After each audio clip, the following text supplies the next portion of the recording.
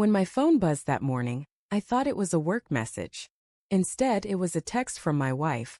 I'm taking the kids to my parents and filing for full custody. I remember staring at the screen for a few seconds, waiting for the punchline. We hadn't even fought that morning. She'd kissed me on the cheek before I left for work, handed me my lunch and told me to drive safe. Nothing had felt off. At first I thought maybe it was a joke, or that she'd sent it by mistake. But when I called her, it went straight to voicemail. I called again, then again. Nothing. That's when the panic set in. I left work early, heart pounding the entire drive home. When I opened the front door, the silence hit me harder than any punch could. Her clothes were gone. The kids' toys, the ones that always littered the living room floor, were gone too. Even the framed photo of our family from the fireplace was missing. That's when it hit me. This wasn't some impulsive decision. She'd planned it. I sat down on the couch and stared at the empty space where our family photo used to hang. That spot used to be the heart of our home. Now it looked like a hole in my life. I kept asking myself why. We weren't perfect, sure. No marriages. But we were stable. We had our routines, family breakfast on Sundays, bedtime stories, movie nights. I thought we were fine. But as the hours passed, I started to replay little things. The way she'd been distant lately. How she'd started sleeping with her phone under her pillow. How she'd taken extra shifts at the office. Back then I'd brushed it off.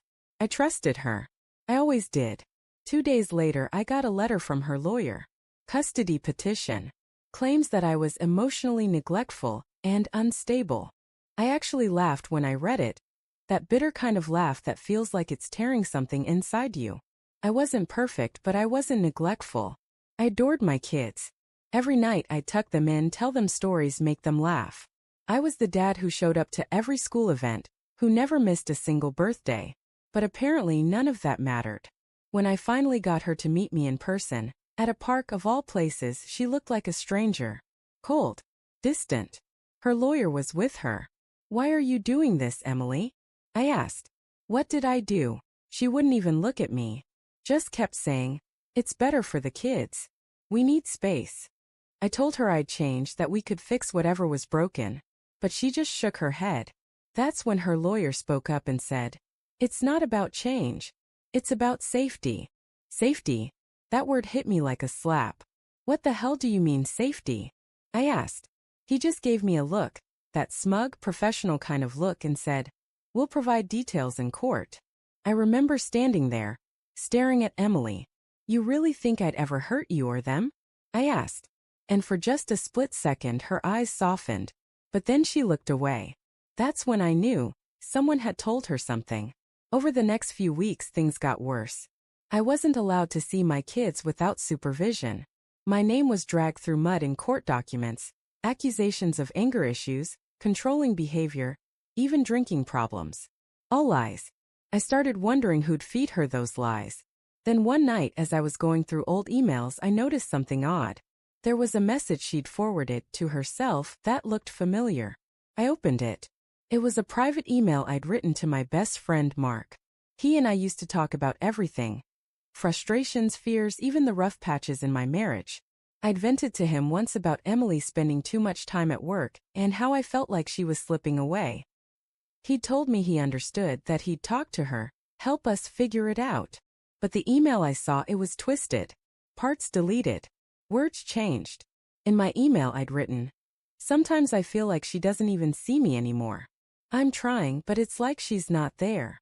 But in the version forwarded to her it said, "She doesn't see me anymore. I'm trying, but maybe I should show her what she's missing."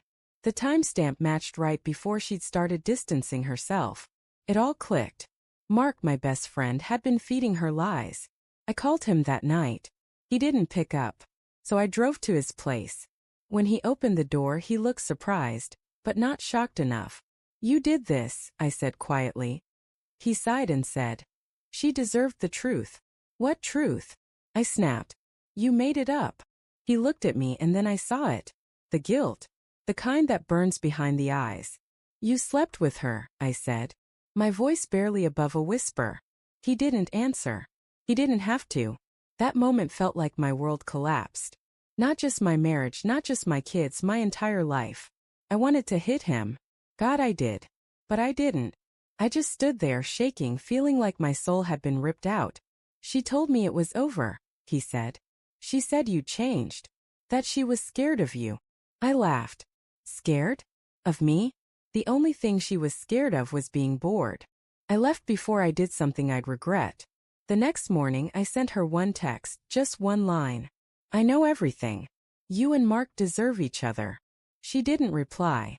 Weeks later, her lawyer reached out again, this time to discuss settlement. I didn't fight for custody. I couldn't. Not then. I was too broken, too tired. But I promised myself one thing. I'd rebuild. Slowly. Quietly. It's been 2 years now. I get weekends with my kids. They're growing fast. They still ask why mom and dad don't live together, and I just tell them. Sometimes people forget what family means until it's too late. As for Emily and Mark, they didn't last. Turns out, lies built on guilt crumble fast. And me? I learned that love without honesty is just a countdown to heartbreak. That text she sent, the one that started it all, still sits in my phone. Not because I can't delete it, but because every time I see it I remind myself. The moment she left wasn't the end of my life. It was the start of finally living it for me.